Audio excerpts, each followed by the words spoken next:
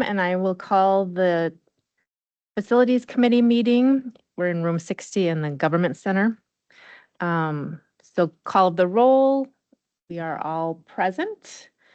I would call for a motion on the previous month's meeting minutes. So moved. Second.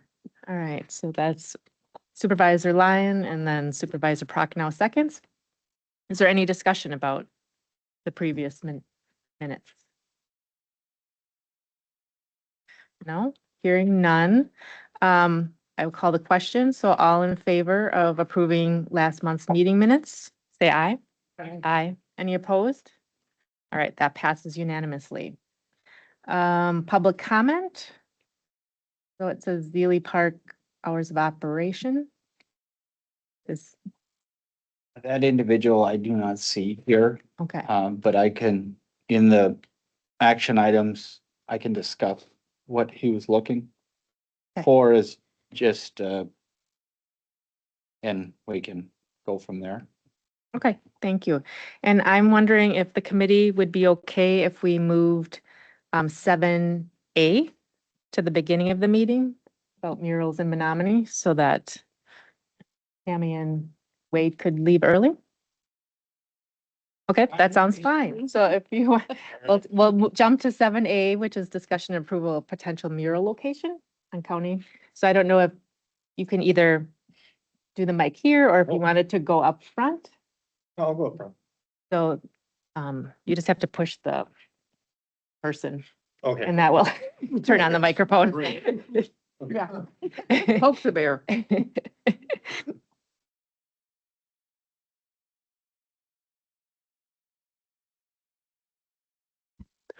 So good evening. My name is Wade Lambertson. I'm with Vintage Sign Shop, sign and mural shop south of town on County Road Y. I've been doing signs and murals in Menominee for 20 years now. So exciting news. We're organizing a Murals in Menominee event for next summer. It's a wall dog event. It's an event that's been going on for over 30 years across the country, where artists from around the country and around the world come together in small towns and paint murals about the history of the city. In a matter of 4 or 5 days. So it's pretty impressive. I brought an example of the quality of artwork that you can expect next summer. That particular artist is from Madison, and she actually painted the silver dollar at the saloon on Main Street. So really talented artists, muralists, pinstripers, painters, sign painters from around the country, like I said, come here. And we'll actually have some folks from England and Australia and Canada and all over the world sharing their talents and doing it basically on their dime. The only people that actually get compensated are the project leaders, and we're looking to do 12 to 15 murals around the city and in the park, and hopefully some of those murals can be distributed to Ridgeland, Boyceville, and other parts of Menominee. But then there's going to be a bunch downtown that we're going to be painting on buildings. So we have our subject matters kind of figured out. Behind you is the Anderson Brothers Cigar Factory, which is a group of Swedish brothers that came to Menominee in the 1800s, and they started a cigar factory. We're looking at doing a Blue Caps baseball, the Bolo Country Inn, Caddy Woodlawn, the Elephant Escape in the 1990s from the circus. I don't know if you know about that, but there's an elephant that ran down Main Street in the 90s, I guess. The Craft State bank robbery, Hmong story quilt. We're just trying to showcase the history of Menominee through art. So that's kind of the whole point of this event in June of next year.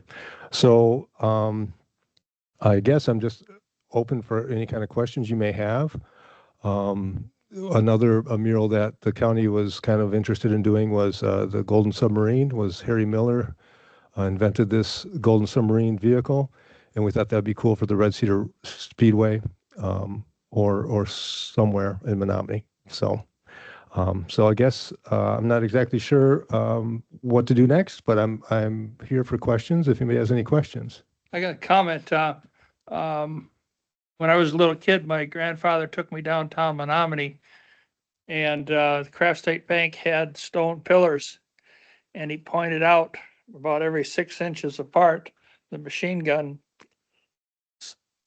hit on the Craft State Bank building. And, another thing that I heard a lot about was my grandmother happened to be on the, jury that convicted the fellows that, killed Kraft. But I'll never forget those machine gun bullets. Yeah, I bet that'll stick with you. But just that example right there is kind of the whole point of this Murals in Menominee and the Waldug event. It's bringing history to life. I mean, there's so many cool stories from the history of our town that we just want to share. And in fact, that same time that robbery happened, there was a gentleman that scaled the Marion Hotel called the Human Fly. He climbed that building with no support. And that happened at the same time as the Craft State Bank robbery, and people thought he was part of that mischief, but he wasn't. He just climbed the building. So those are the kind of stories we're trying to tell, and that's a great example of keeping history alive in Menominee through art. So are you still looking for walls? I think that's maybe why you're here, because I think Austin had thought maybe one of the on Main Street, what building is one of the, might be a good mural building. What is that, like, where they have the small animals and, or the highway shop? Yeah, Hmm. Main Street, with that fit in? Yeah, I White. think we're talking about the white brick building on 17th, the fairgrounds. That's a blank canvas that was just recently repainted, and blasted down or to some extent. So it's in good shape for a blank canvas on something like that. We were just out at Lake Monoman Park. There's a whole blank canvas there of what used to be a sign at some point, but is not being utilized at all. You mentioned Caddy Woodlawn. In our last meeting, we mentioned our lower parking lot retaining wall here. Question on cost. Okay, when it comes to So I think you have to. okay, I'm on. Thank you. I used to be in radio. I think I would know how to use a microphone. So we're looking at a donation of $2,500 to have a mural on a particular building.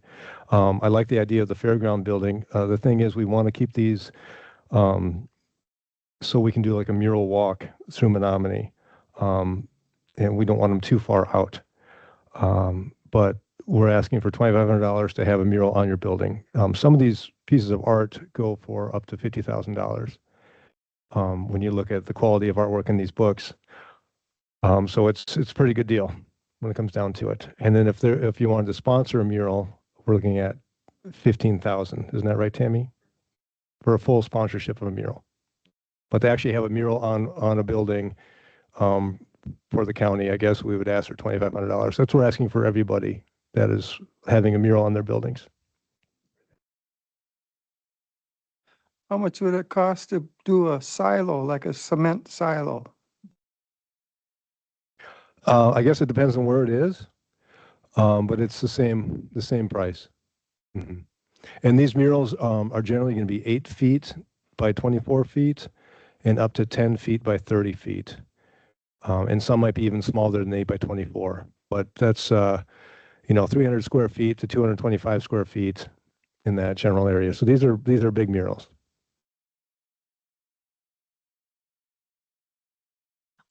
Wade, you said something about artists that are going to be working in the park. Which park?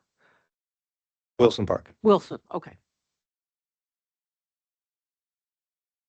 Did you talk with Red Cedar Racing? Because that actually would probably have to come, like if you wanted it mounted somewhere, would probably have to come through facilities, guessing. If it's in their fence, right? If it'd be at the grandstand on the backside of it, you're saying? Yeah. Versus the white brick building? Yeah, if they, Yeah, the white brick building's not in their footprint, but the grandstands would be. if they wanted to do something. Does that answer your question? Yeah. Okay.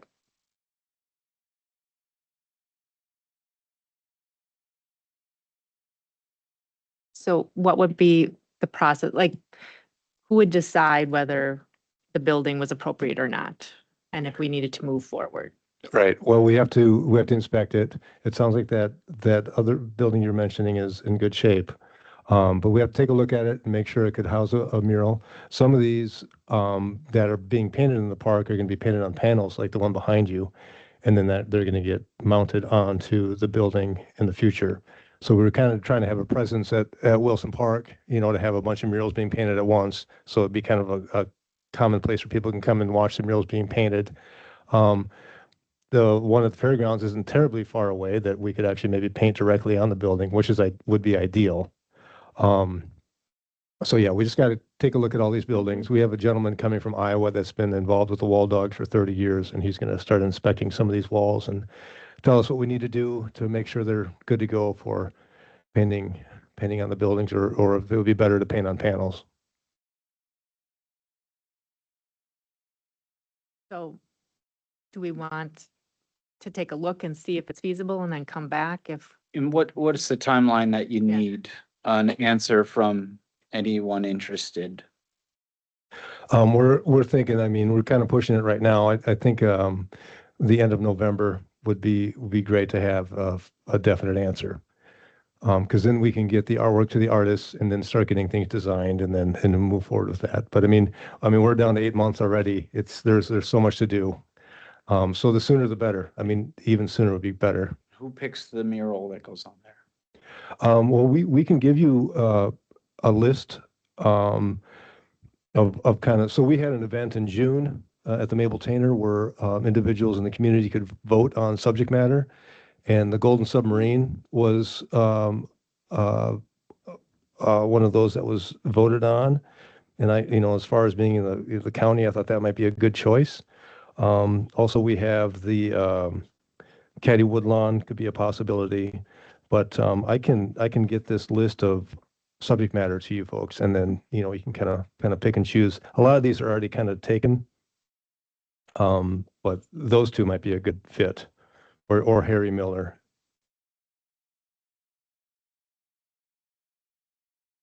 I got a question. Are you, got other towns involved too, where you're trying to see which one will fit you the best for next summer? Or, more than Menominee? Yes, sir. In fact, we have Ridgeland is on board, and their subject matter is going to be the Ridgeland County Fair, which is a pretty popular fair that's been going on for a long time. And they have a lot of interesting stories there. So that's going to be their mural. And then we're still working with Boyceville.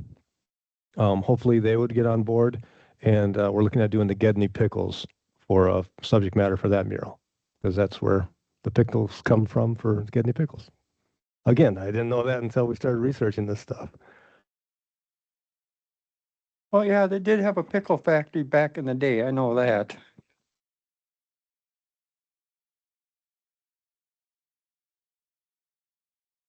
I got a question. It would be important to me that, that we somehow recognize World Heritage, even if we go back to the Tainers and Oak Lawn Stock Farm. And I still find it incredible when I see a picture and I say, well, what's that? And they say, well, that was an enclosed trotter track. Is that correct? Yeah, I thought that too. I mean, with the Red Cedar Speedway, the history of it, that could tie into that. But yeah, that's a great story. I mean, it's great history. Thank you. Yes. I think it's a great idea. I wish I had money to buy a mural myself. Not of myself, of course. Then just a question, I think the facilities committee would have to just ask ourselves is based on where it is and where the budget would come from to do this. Yeah, I don't know if we have contingency fund that this might be able to come out of.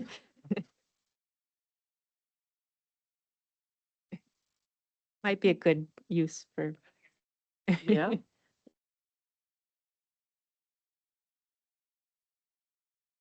All right, so on your end, what do you need? A definite that we're interested?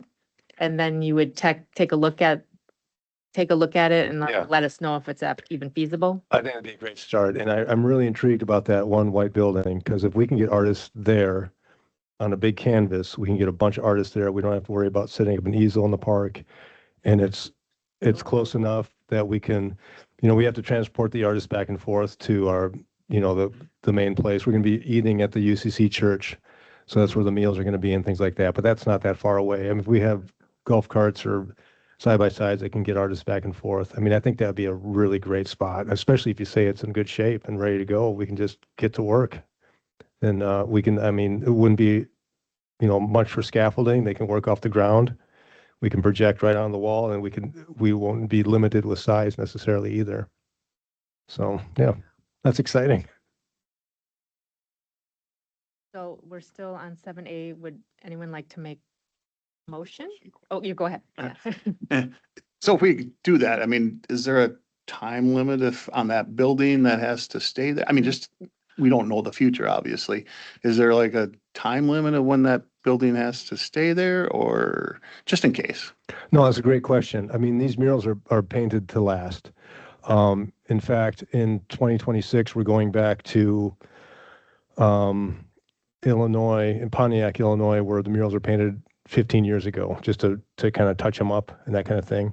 So, I mean, there's 200 artists that are coming here to paint these, but I mean, it's going to be 15 years before we even have to worry about doing any maintenance or anything like that. But of course, it's Wisconsin outside, I mean, they're going to need to be maintained just like anything. But we're having a fundraiser at our Saturday night event. Kind of when the murals are finished, we're having like an auction, and we're going to be raising money for maintaining the murals in the future. So once they're painted, I mean, the wall dogs are responsible after that. Isn't that right, Tammy? The building owner would actually own the mural, but what would happen is we will be setting aside those funds at the community foundation for in the future, if they want repairs done to it, they can contact that artist, and that artist would come and take care of those repairs, and they'd have to figure that out between the two of them. But there are contingency funds set aside to be able to upkeep the mural. And I think when I was doing research, typically they say 15 to 20-ish years they'd like for it to be there. And then upkeep comes after that. So A question for facilities guys. Are we talking about the building that is to the north and on the north side of that building? The more that we visualize, or the more that I visualize it in my head, I don't think the north side of the north building would get the best exposure.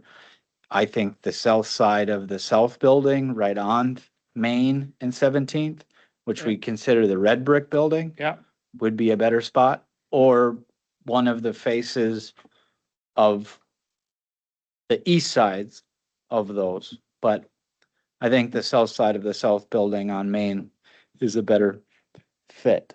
yeah, And both buildings were just repainted, right? Correct. right. Yeah. But there's the building to the farthest, the south has a lot, I mean, you got a highway ramp going up there and a lot more stuff like that. Where the next building, to the north has a little shed built on the side of it that extension has used as an office. But now they've got the milk house area. I mean, if there was a way to, give them a flat space, Yep. without having, extra doors and extra windows and all that kind of stuff. Agreed.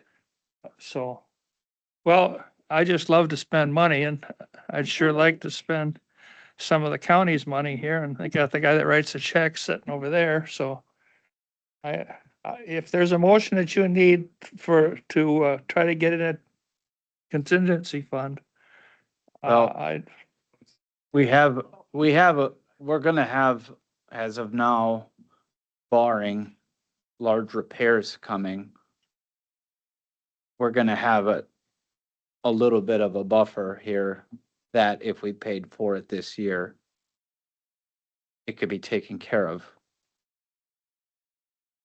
from everything that's coming in right now. Okay. So I think, Dan was wondering which building we're thinking of. So is it the one right on Main and 17th or, We have to answer that. oh, I don't know. Mhm. Okay. Okay. Well, you just want to make sure it's feasible to do first, Right. and if it's Mhm. not, then you'll Yeah. not do it.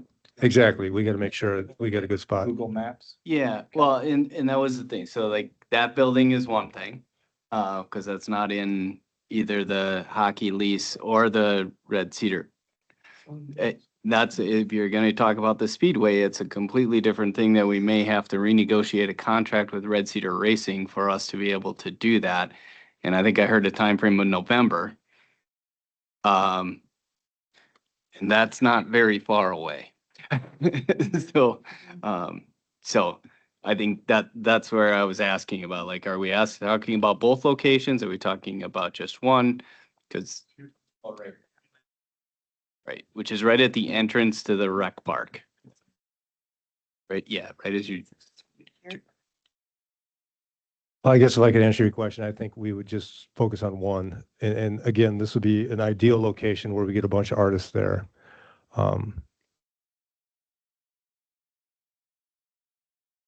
Yeah.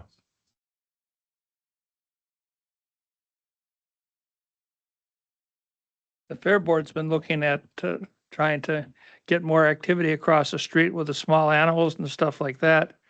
And, you know, if you had the mural there in that between those two buildings, I mean, I could see different organizations setting up in there. I mean, you know, you would really you'd have a prime spot to show off whatever you want to show off.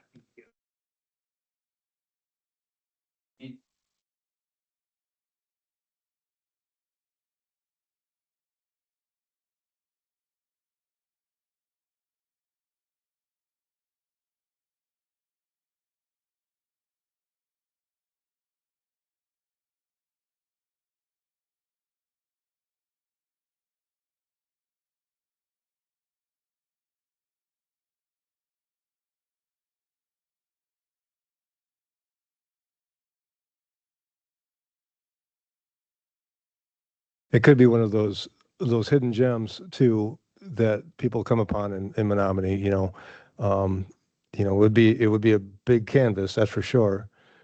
But yeah, just we gotta look and see what would make the most sense on that building.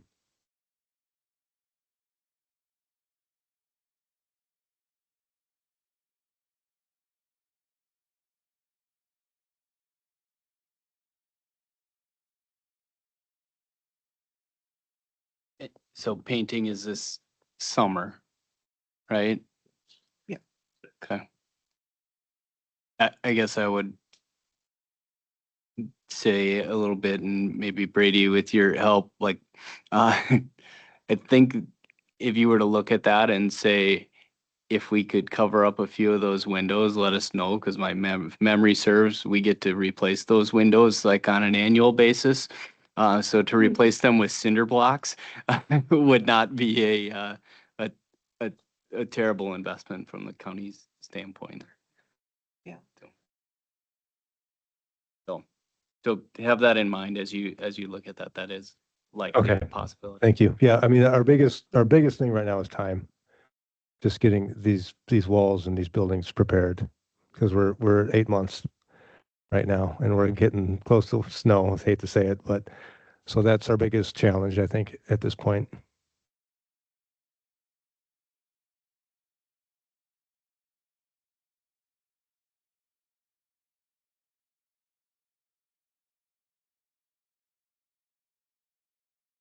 That's also a nice canvas for sure. It's just kind of that same thing. It's as far as visibility and who's going to see it. We want to make sure that people are going to be able to see it. But it could be part of the mural walk or the mural tour also. It just, again, we got to think about the artists and getting them back and forth to the events and that kind of thing. But we can look more at that county building or the fairground building. But we have options. But if anybody has any questions or anything, I forgot to bring my business cards, but again, I'm Wade with Vintage Sign Shop, so you can send me an email or give me a call or stop by the shop anytime, and I can answer any questions I have the best I can. I've been doing this for 14 years. Well, I mean 12 years now, traveling the country painting murals. So we've been all over the country. It's pretty amazing to see these artists come and change the face of the town and bring history to life. It really helps. So. Thank you very much. Just on a economic development standpoint, we will be instituting a mural drive app with the Historical Society.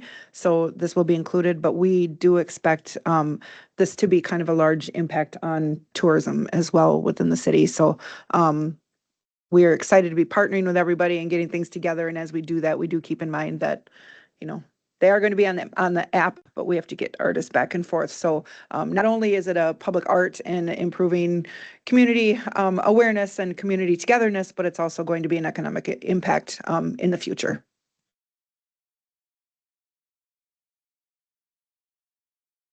All right. Well, thank you. Thank you very much. Mhm.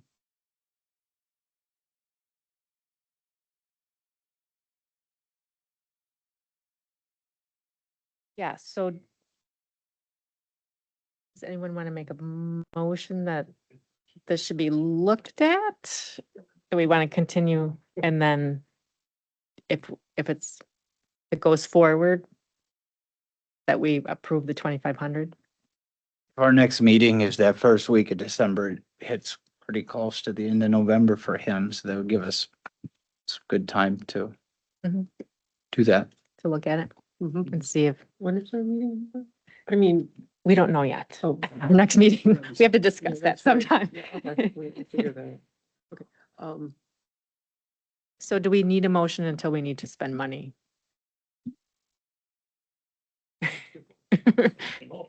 Okay, so would anyone like to make a motion?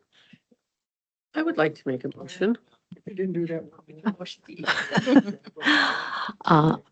I would move that we take a look at participating in the murals and Menominee project coming up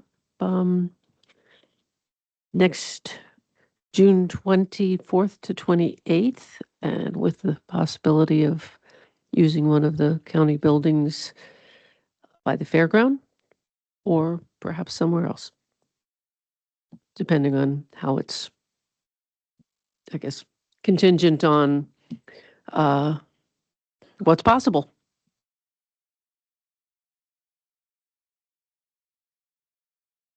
I'll second that because I agree with all of it. Okay. Any further discussion about the motion? Do we need the dollar amount included in the motion? Oh, we don't yet. Okay, Giving us the go ahead to. okay. All right, Mhm. good. All right, so any further discussion? All right, all in favor, say aye. Any opposed? All right, so motion passes to explore and work together and hopefully find a location. So thank you. Thank you. Yeah, so you can. All right. So we will jump back in our agenda.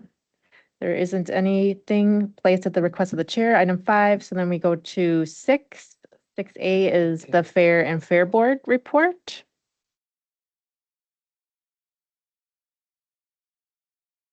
Oh, we got quite a lot done here in this last meeting. We reviewed all the contracts with the commercial and the food vendors and along with the band contracts. That being said, we changed, a lot of the dollar amounts. And do you want me to share those? What we changed as far as the dollar amounts too? Changed to the budget Yeah. or? Well, not to the budget, no, just what we changed in in their contracts. I'll start. Yeah, why Just, don't we- changing, indoor vendor fees. Yeah. They haven't Okay. been updated since 2021 or two. Okay, Just change them by $50 each. Yeah. That Okay. sort Yeah, of thing. everything was up $50. Yep. okay, And then we reviewed, band contracts. And then, we have, two of them that are getting, donated to us. So like I said, the last time, Chris Cruzy, for Thursday night, and now, we're having an additional band. Well, not a band, but, the Memories, they do the gospel on Sunday, and that is getting donated also. Um, yep. We also approved, not having the tractor pull and letting the raceway bring something in. The talk was trying to give the sprint cars or something to that nature to draw in people, with negotiations and updates coming here in December from the raceway. Other than that, I think it's all going good. Awesome.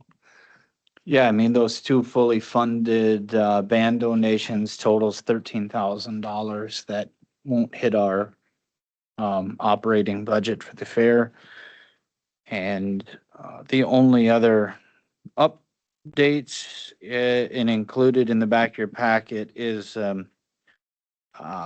just a fair board audit response from the previous, president, with explanations on the fair audit that was presented last month. That's all I have for the fair. so were you able to work together to come up with a process now for going forward? Yeah, I Yeah. think we're doing all right that way. Yeah, it was a lot of good discussions and exciting to move on from all that and looking forward, we figured out a lot, especially, I know, the food vendors was a big thing, to kind of, to get them a flat rate, where we're at, and making, getting a check from them instead of wondering how much we're not getting. Okay, Yeah, so that was previously $500 per vendor for food with 12% of their sales After 3,000. after 3,000. And, the board voted to make it a flat rate of 600 and 650 Mhm. based on if it was before July 1st. And this, with, some restructuring of how we park people and hopefully some power upgrades, we can allow a few more food vendors to come in there, as well as this will help them want to, join the fair as a food vendor, because in previous years, we've lost some good food vendors based on the lack of sales. So 12% of their sales that they don't need to give to us, and us gaining, a few more vendors evens out. And yeah, pretty good, uh, uh, confidence and, optimism with that. Yeah, and also, for their next meeting, we're gonna be discussing, with the Lions Club and the sales with that, going forward. Kind of renegotiate, like right now, for instance, just throwing out there, like a can of beer is $4. Okay, bringing in maybe a 6-pack price or 12-pack price, and then lowering that amount, so we can get more sales in that way. And also discussing, flat fees for judges, so the judges don't have to wait 2 to 3 months to get paid. They can get paid at the fair after they're done doing their job, done with their availability. And Troy, if you got anything to add, or? The only thing that with the fair board that we talked about is along the road, it'd be on the south end, like that entrance of, I think those are all elm trees along there, that like moving them so that way that food court area, could be bigger. And then I was gonna ask, like, make sure Brady has extra power there for us. Cause if we can make that area bigger, like, we're just thinking a little bit like with the Chris Cruzy thing, instead of trying to reinvent the wheel.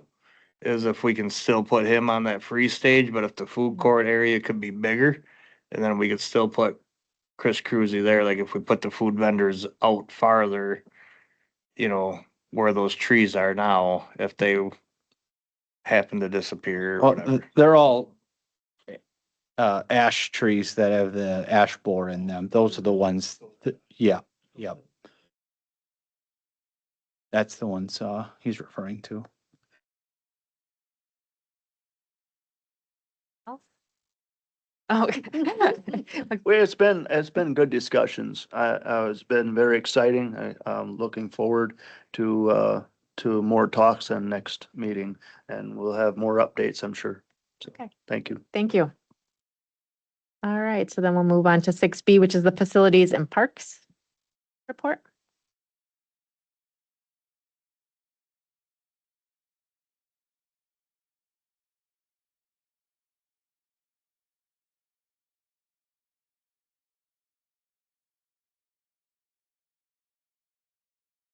All right.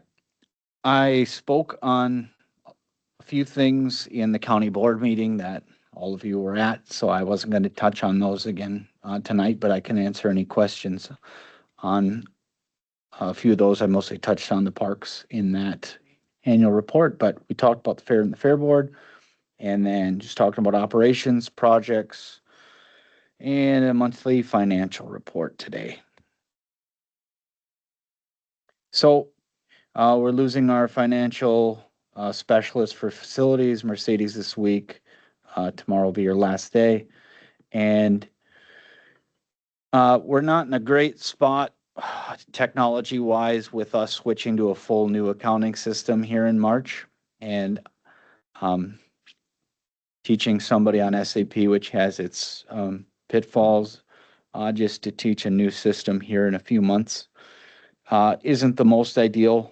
So to bridge that gap in the interim while we're waiting on a few things, myself, Brady, Jackie from Transit, and the finance team, we're going to bridge the gap and take on a few of these roles that are currently done by her, myself with the fleet and billing other departments at this time, as well as looking forward with this new system. It's very time consuming and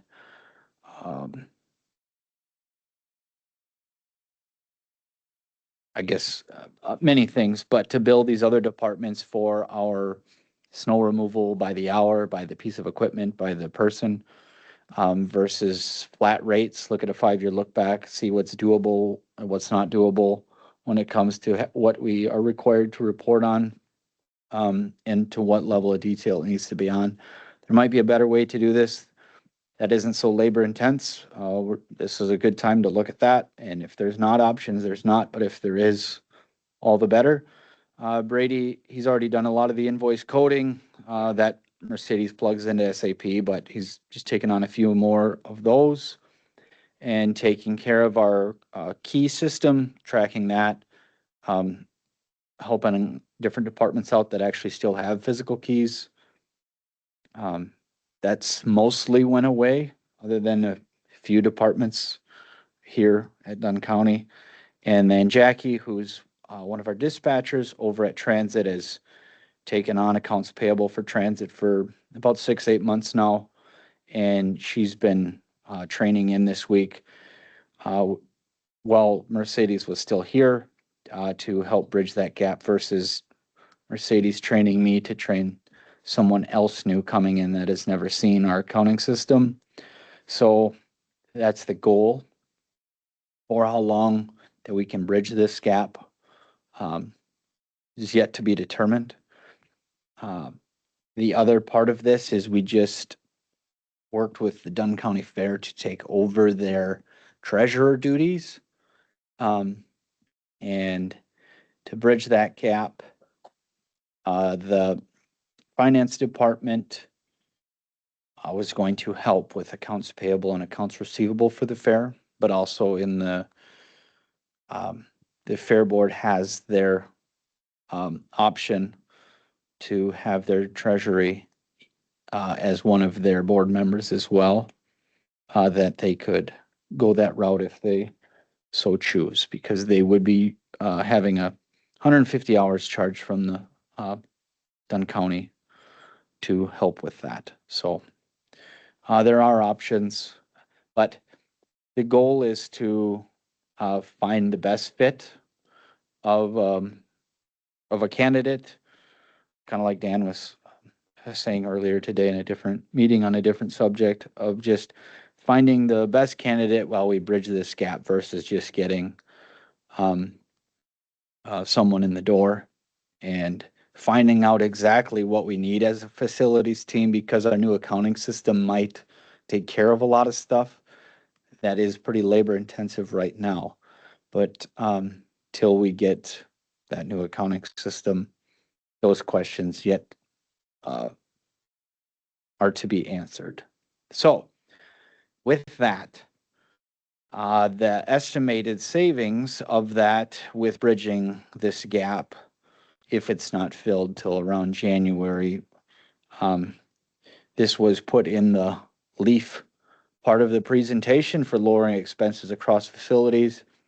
There's a little bit of stress and workload involved in this, but there is some cost savings with this too, and that's around $9,000.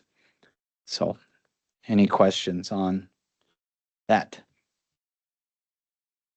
When you were talking about a county employee and 150 hours and you know, and working, you know, there's been discussion in this committee and all this, been discussion in the Fair Board. Who makes a decision as far as where we might go down the road in the future to be cashless? So, you know, you're not, you know, if we can save money not having to go around and pick up money at 3 different gates, or we can feel more secure that the money is transferred right into the accounts.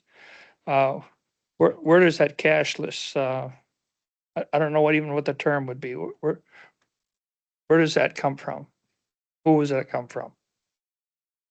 Yeah, Yes. that I think is the goal of the Fair Board, and what I think the Fair Board has the consensus on based on the last couple meetings, that the vendor that we brought in for the fair, the carnival vendor, is all cashless. So Except we found out it's cash, it's except for his games. okay. But a good starting point, and then as long as our technology can, the goal is exactly what you're asking. And Is there equipment that we have to buy, and who buys it and who owns it?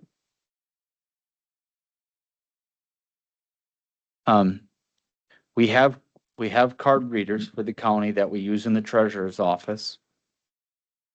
My understanding of the system that you had is kind of or that had been discussed is something that the fair would do that would be self-contained in the fair. So it would just kind of go through that system and then we'd get money at the end. That's kind of what I had heard, but that's all how the fair wants to manage that. I think a lot of the work, as we talk about the financial work that's done, is the purchasing, the payments ahead of time. It's the paying the vendors and the other areas. That's, I think, where the biggest.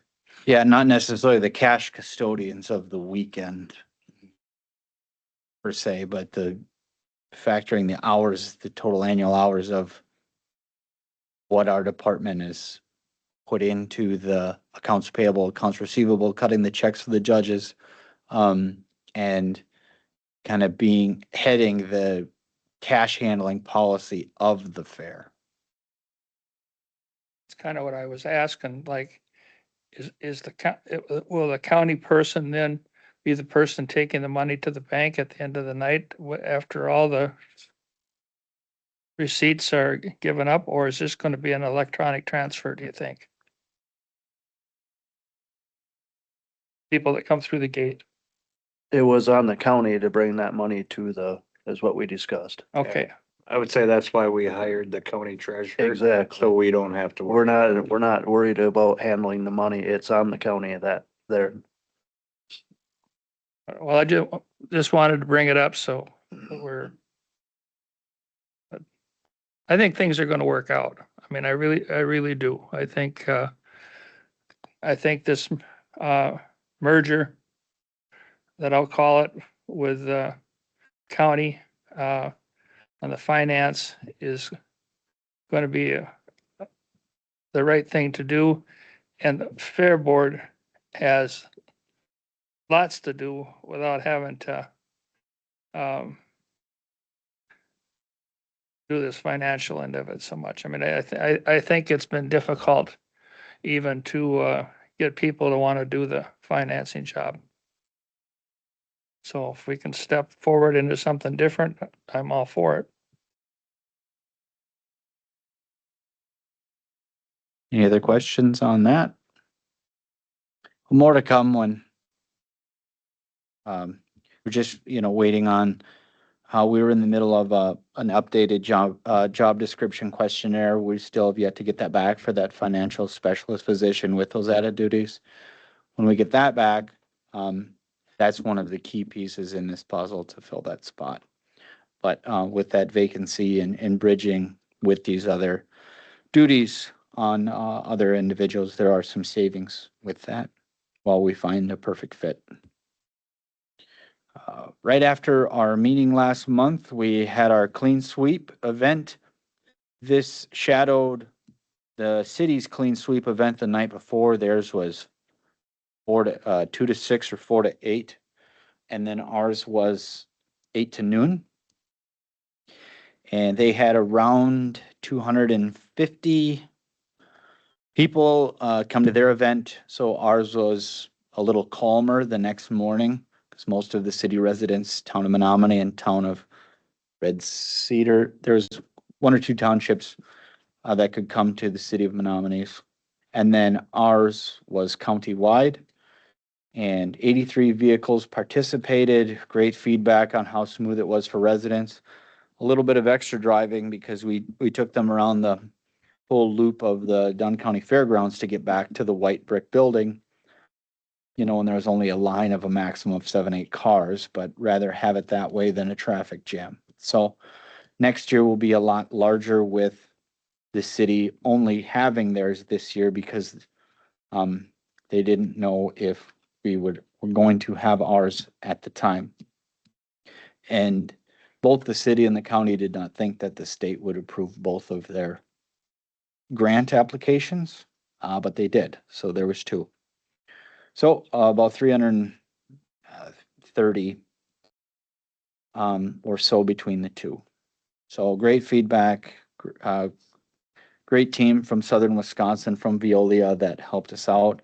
We ran it through the white brick building, straight in, straight out. Nobody was waiting more than 10 minutes or so. And that electronics recycling event was a lot higher volume, but people were waiting for an hour plus that day. So team did a great job that Friday. And then Megan from the city allocated some liaison to help out, and she was great to work with. She helped put this on when she worked for the county as well. So great to catch up with her. Projects, judicial HVAC RFP. I'm compiling the data based on what we had before, trying to find all the previous documents that were made so we're not recreating the wheel to figure out square footage, to figure out how many air exchange units, stuff like that. That way, if and when county board approves HVAC renovation, we'll be ready to go to be able to get that out. Again, with the judicial center, it's occupied 24/7. There's people inhabiting it. Our current system needs to work while the new system's being built in parallel with it, or a supplemental system. So there's moving parts that way. Construction companies of this caliber book out their projects at least a year and a half in advance.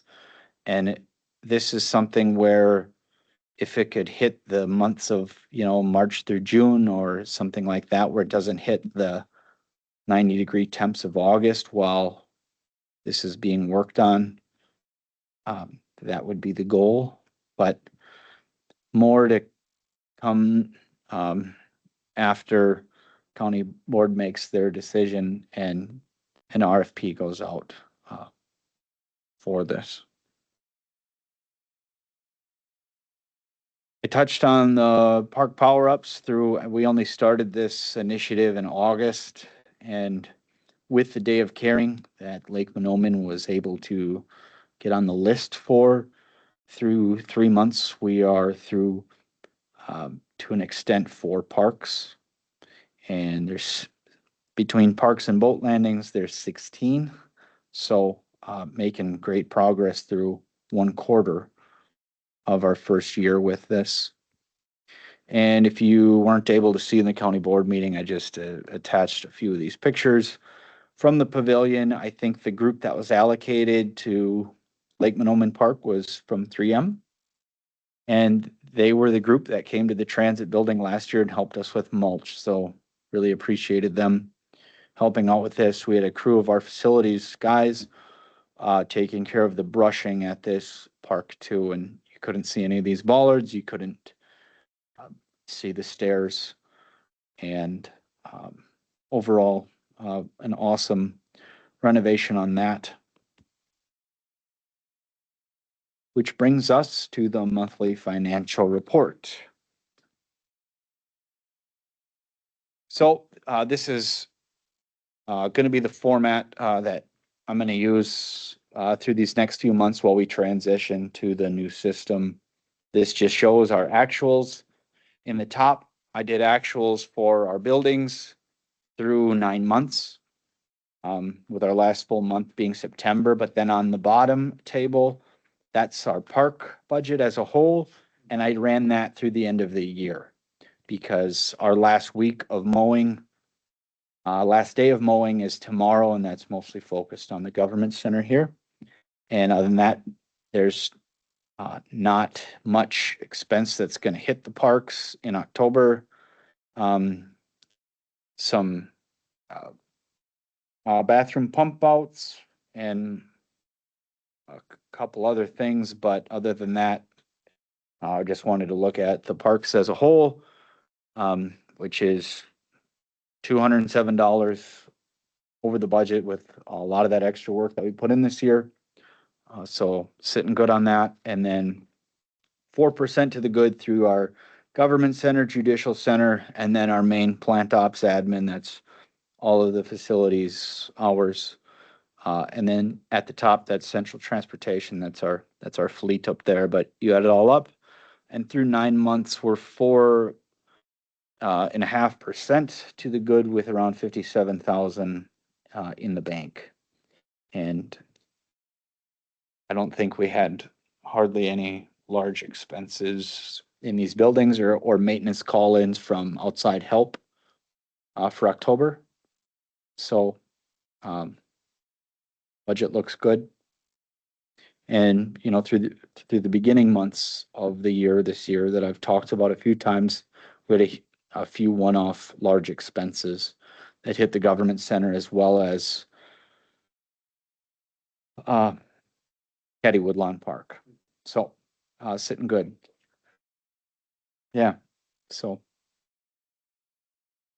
and we have a new roof on the pump house. So new windows in the buildings that were vandalized, as well as we have a new steel roof on the pump house at Caddy Woodlawn. So some good stuff was done in October there.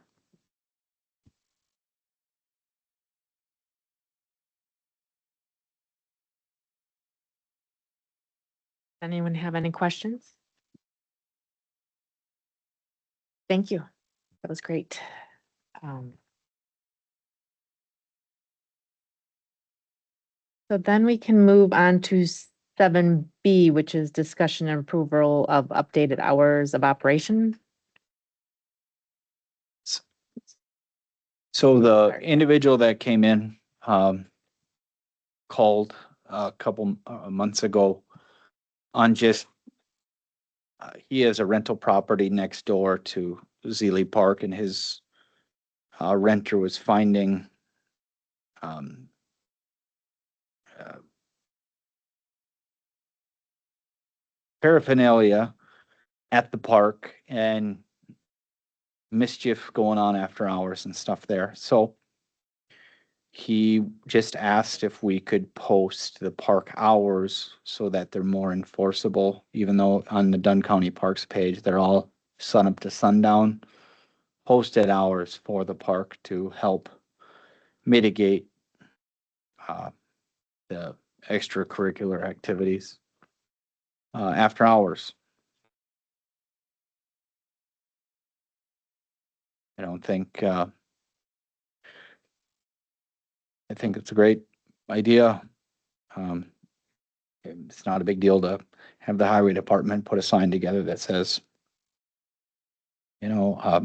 8 to 9, something like that. Go ahead. Well, for everybody's information, Sealy Park is right by where the dam was that had formed Elk Lake at one time. So when you travel to Eau Claire and County Trunk E and you drop down in there, there's a road that kind of dog legs back in there, and you've got the big white house. And then you've got an area probably not bigger than this room is Sealy Park.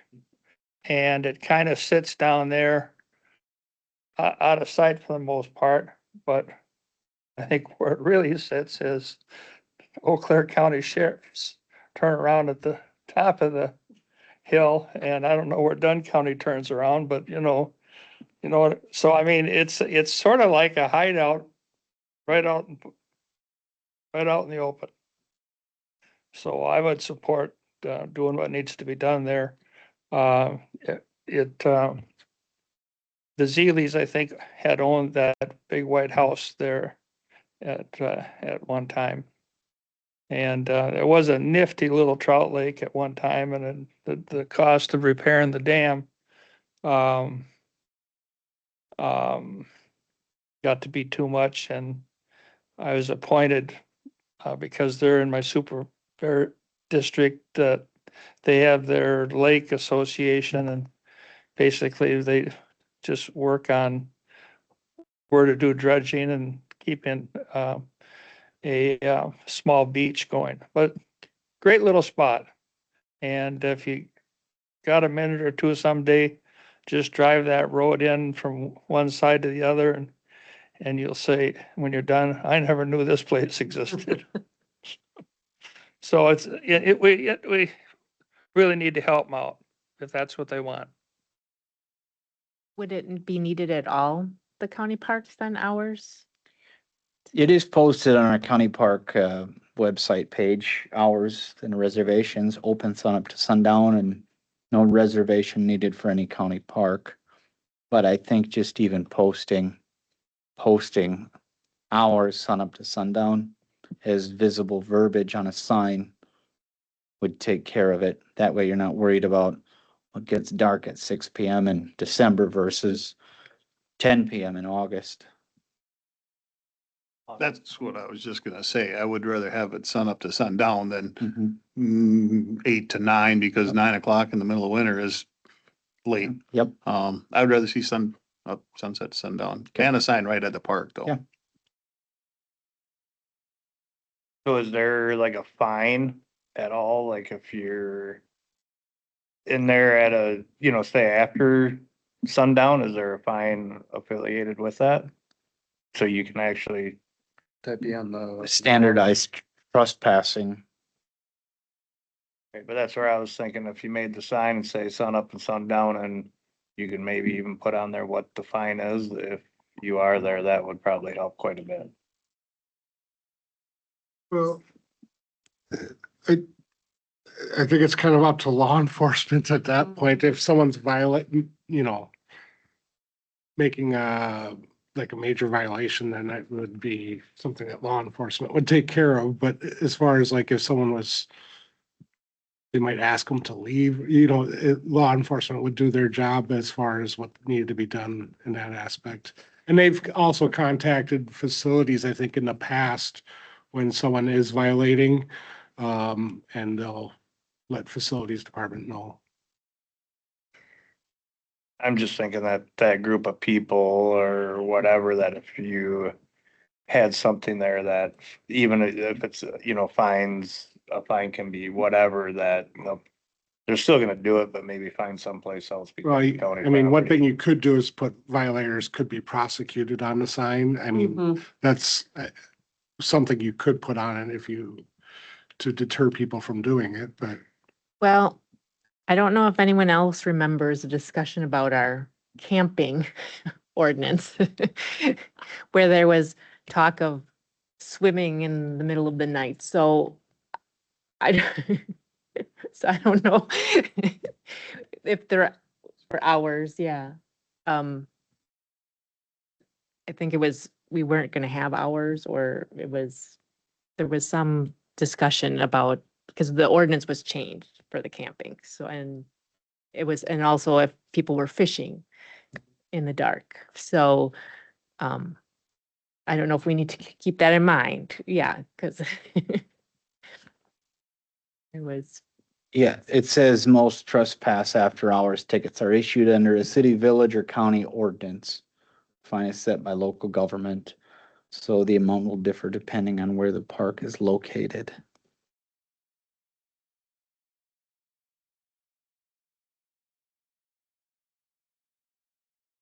I like the idea though, that, you know, could be fined up to, you know, whatever the number is, 150. It doesn't mean they're gonna, but it could be fined up to $175, whatever the number is. That law enforcement would probably know that more than I would, so. That would, Mhm. it makes sense to me. Yeah. We can check into that. mhm.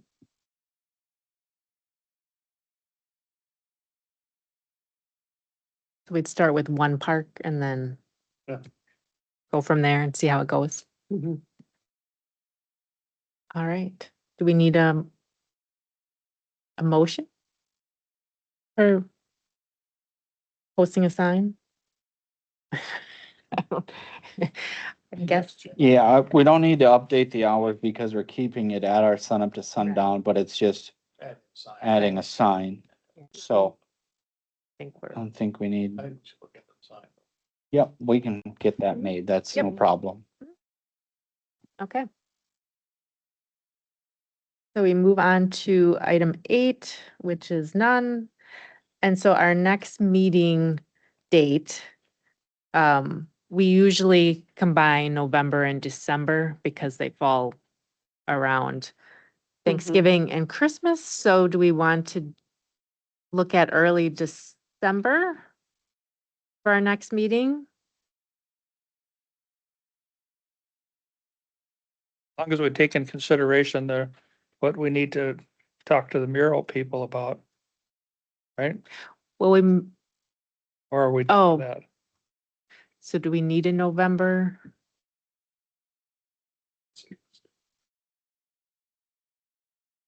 Yeah, so I mean, if it's, if you agree that it's Mhm. something that can be done, I'm guessing that the final approval, we could do December 3rd.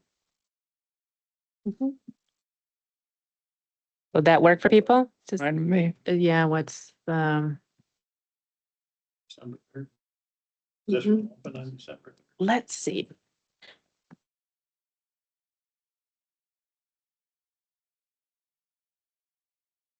At 5 PM.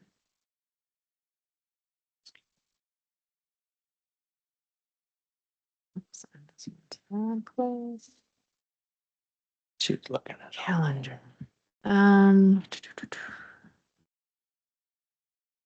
November, December. This was just a PR&D committee meeting at 8:30. That won't bother us. No. It's the 1 and 5 there. Right. All right, so December 3rd at 5 PM. Does that work for? Okay, Yeah, be good. all right, so we will combine those two. And so then we will adjourn at 6:05 PM. So thank you, everyone. Thank you.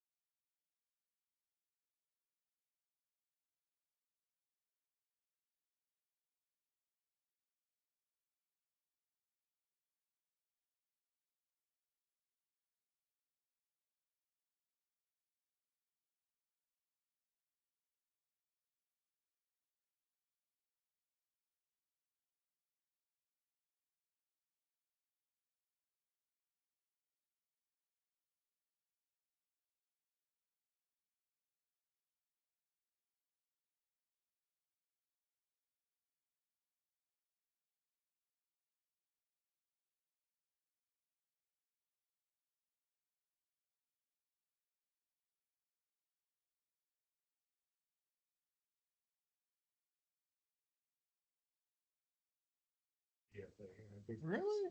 Yeah. We used to be here. Well, Derek and I were even sitting there talking